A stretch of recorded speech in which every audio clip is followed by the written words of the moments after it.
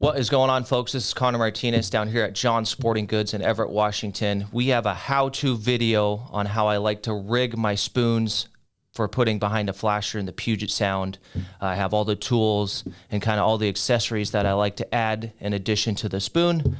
So follow along and I will teach you how I rig my spoons. Okay, folks, we got all of our materials that we're going to use to rig this spoon. I have my 30-pound fluorocarbon made by Seaguar. It's the orange label. I think it's the best in the business. It's nice, soft, pliable, easy to tie. It works wonderful. We have our famous 3/0 Stinger Siwash hooks made by Owner. Sharpest, stickiest hooks that I found. And it has a nice long shank, so the point of the hook is pushed back from the spoon, which I think is super important.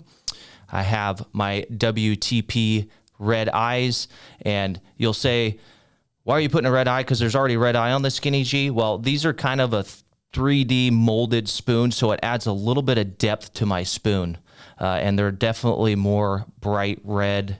They stick out a little more. So that's why, in addition to the one that's already on there, I add that one. And then my last but not least, I'm putting these 6B chain swivels on, and it has nothing to do with the action of the spoon. This is simply so I can switch out my tackle quickly when I'm fishing. Say my buddy's catching fish on a different spoon, I could take mine off and put something similar or the same one on. So first things first, let's put our red eye on the spoon. And luckily, they give us a nice little spot to hit on there because they already put one. So I'm just going to put this over the existing eye, just like so. You can see that's the beginning. It adds a little bit of depth to it, a little bit more red, pops out a little bit more. Okay, now we're going to take one of our Stinger Siwash hooks. And a Siwash hook is an open eye hook, if you guys were wondering. So this is already opened.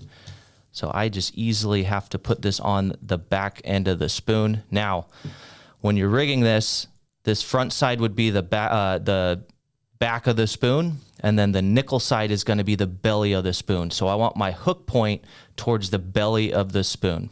And once I get this on there, I'll show you just how it looks. Squeeze that on there. Now I'm going to take my pliers and, again, make sure that this thing is fully closed. You don't want to crank it down where you're heating the metal up and creating a weak point. You kind of want to slowly rotate over that eye to pinch it shut. And then when you're done with this, you can see we have the back of my spoon, which is the nickel and the green side. We have the belly of my spoon, which is the nickel side, and my point is towards the belly. Okay? Now, when I'm pulling this leader off of my spool, I'm going to tie it to the top of my spoon first, of course. And then when I cut this off of my spool, I am going to cut it a little longer than what I intend. So by the end of this, when I measure from the top ring on my spoon, which is where I just tied to, like right there, you can see that, I'm measuring from this point to where I'm tying to my chain swivel. And at the end of it, I want it to be 42 inches. So when I cut this leader off of my spool, I give myself a couple extra inches. So I cut it off at 44 inches, and by the time I tie my 2 knots, my leader length should be almost exactly 42 inches. And that's kind of the target. Got both my knots tied, and when you're tying with fluorocarbon, always wet your knots. You don't want to burn your line. That creates a weak point. Okay, got it tied to my chain swivel. I have my 42 inches a leader, and then I have my Killy McGee Skinny G all rigged up and ready to go how we like them. This is a finished product, and the last part of this would be to pinch your barb to be legal. But that's it. Super simple. I get a lot of questions on people asking what length for spoons, what length for hoochies. So I figured a how-to video on exactly how I rig this thing up and then exactly how long it should be. I figured it would help you guys out.